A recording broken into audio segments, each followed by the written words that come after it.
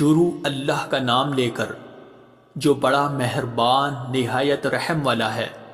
یاسین، حکمت بھرے قرآن کی قسم، تم یقیناً پیغمبروں میں سے ہو، بالکل سیدھے راستے پر۔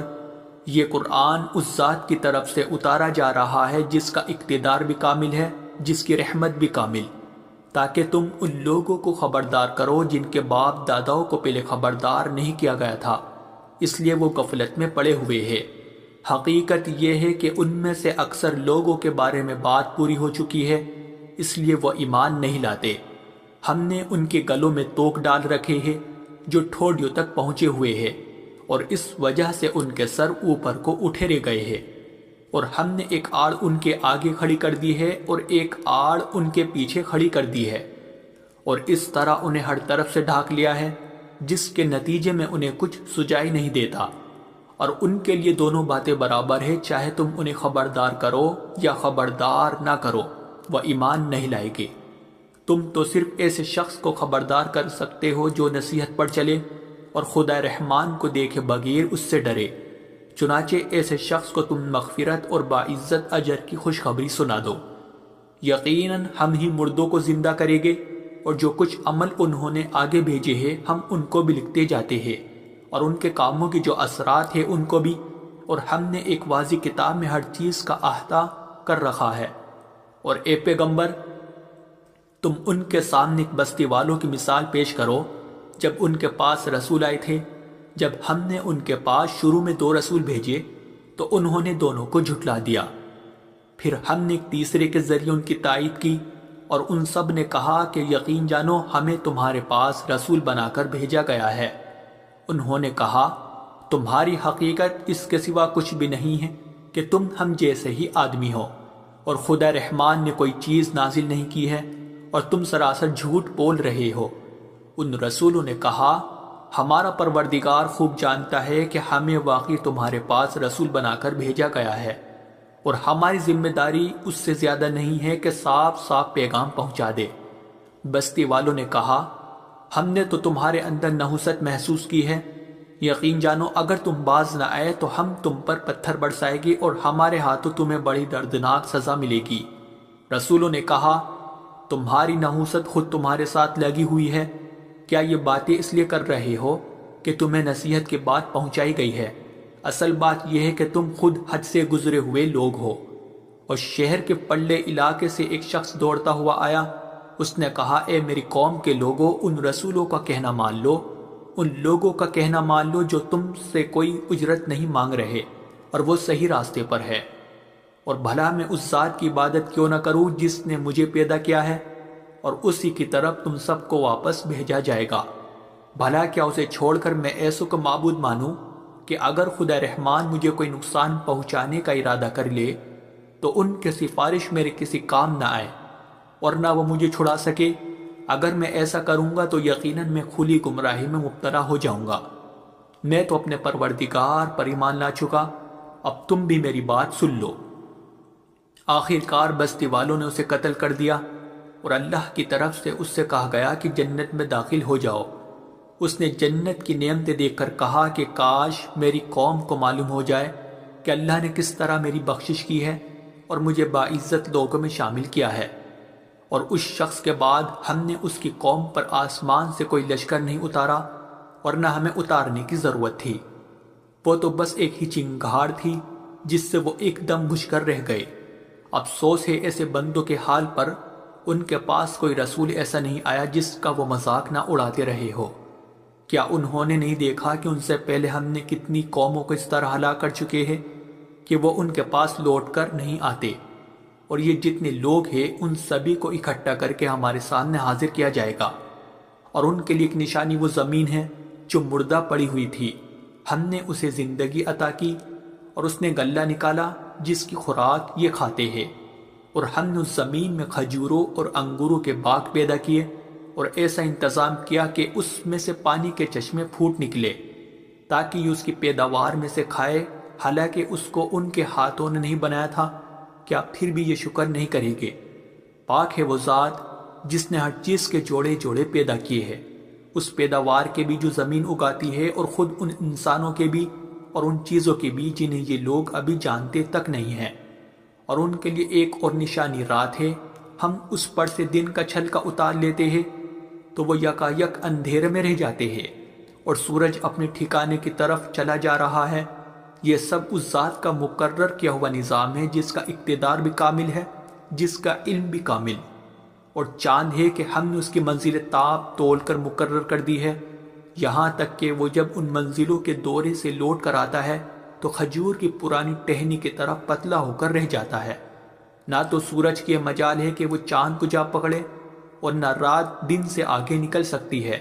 اور یہ سب اپنے اپنے مدار، اور ان کے لیے ایک اور نشان یہ ہے کہ ہم نے ان کی اولاد کو بھری ہوئی کشتی میں سوار کیا،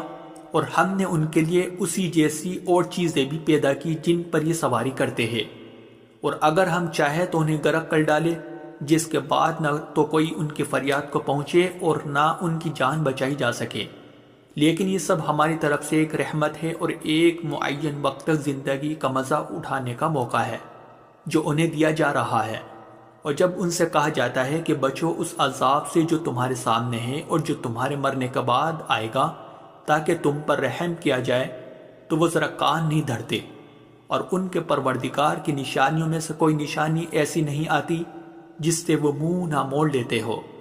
اور جب ان سے کہا جاتا ہے کہ اللہ نے تمہیں جو رزق دیا ہے اس میں سے غریبوں پر بھی خرچ کرو، تو یہ کافر لوگ مسلمانوں سے کہتے ہیں کہ کیا ہم ان لوگوں کو کھانا کھلائے جنہیں اگر اللہ چاہتا تو خود کھلا دیتا؟ مسلمانوں،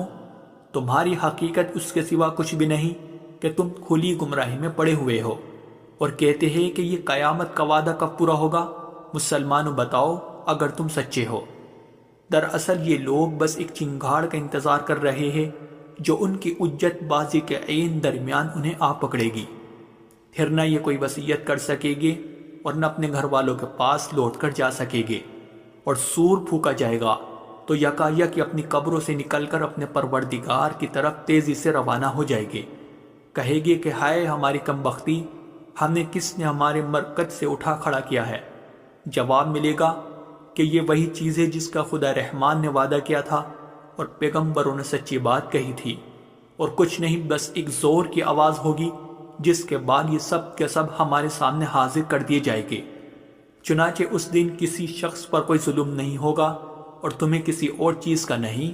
بلکہ انہی کاموں کا بدلہ ملے گا جو تم کیا کرتے تھے۔ جنت والے لوگ اس دن یقیناً اپنے مشغلے میں مگن ہوگے، اور وہ ان کی بیویاں گھنے سایوں میں آرام دانشتوں پر ٹیک لگائے ہوئے ہوگے۔ وہاں ان کے لیے میوے ہوگے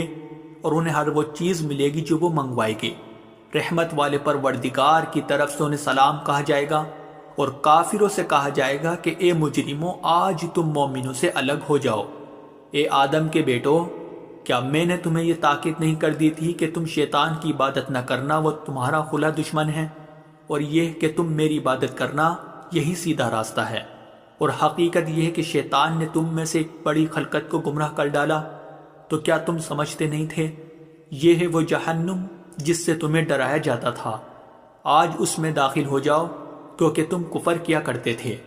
آج کے دن ہم ان کے منہ پر مہر لگا دیں گے، اور ان کے ہاتھ ہم سے بات کریں گے، اور ان کے پاؤں گواہی دیں گے کہ وہ کیا کمائی کیا کرتے تھے۔ اور اگر ہم چاہیں تو یہی دنیا میں ان کی آنکھیں مل یا میٹ کر دیں، پھر یہ راستے کی تلاش میں بھاگے پھرے، لیکن انہیں کہاں کچھ سجا۔ اور اگر ہم چاہیں تو ان کی اپنی جگہ پر بیٹھے بیٹھے ان کی صورتیں اس طرح مسخ کر دے کہ یہ نہ آگے بڑھ سکے اور نہ پیچھے لوٹ سکے۔ اور ہم جس شخص کو لمبی عمر دیتے ہیں اسے تخلیقی اعتبار سے الٹ ہی دیتے ہیں، کیا پھر بھی انہیں عقل نہیں آتی؟ اور ہم نے اپنے ان پیغمبروں کو نہ شاعری سکھائی ہے اور نہ وہ ان کے شایان شان ہیں، یہ تو بس ایک نصیحت کی بات ہے، اور ایسا قرآن جو حقیقت کو کھول کھول کر بیان کرتا ہے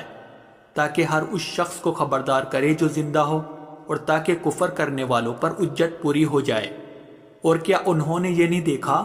کہ ہم نے اپنے ہاتھوں کی بنائی ہوئی چیزوں میں سے ان کے لیے موشی پیدا کیے، اور یہ ان کے مالک بنے ہوئے ہیں، اور ہم نے ان موشیوں کو ان کے قابو میں دے دیا ہے،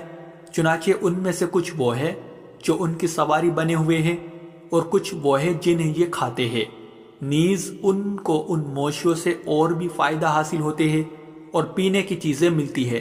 کیا پھر بھی یہ شکر نہیں بجا لائے گے؟ اور انہوں نے اللہ کو چھوڑ کر اس امید پر دوسرے خدا بنا رکھے ہیں کہ انہیں ان سے مدد ملے، حالانکہ ان میں یہ طاقت ہی نہیں ہے کہ ان کی مدد کر سکے،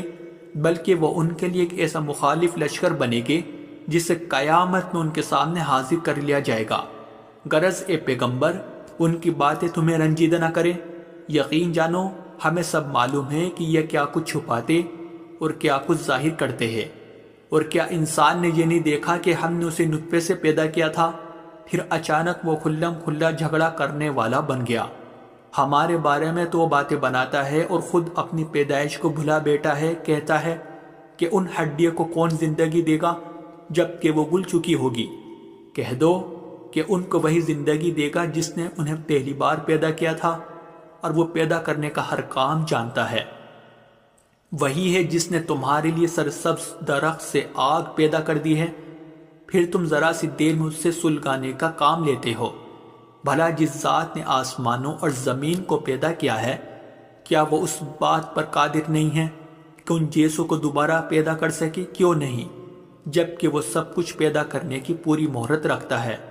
اس کا معاملہ تو یہ ہے کہ جب وہ کسی چیز کا ارادہ کر لے تو صرف اتنا کہتا ہے کہ ہو جا، بس وہ ہو جاتی ہے۔ غرض پاک ہے وہ ذات جس کے ہاتھ میں ہر چیز کی حکومت ہے، اور اسی کی طرف تم سب کو آخر کار لے جایا جائے۔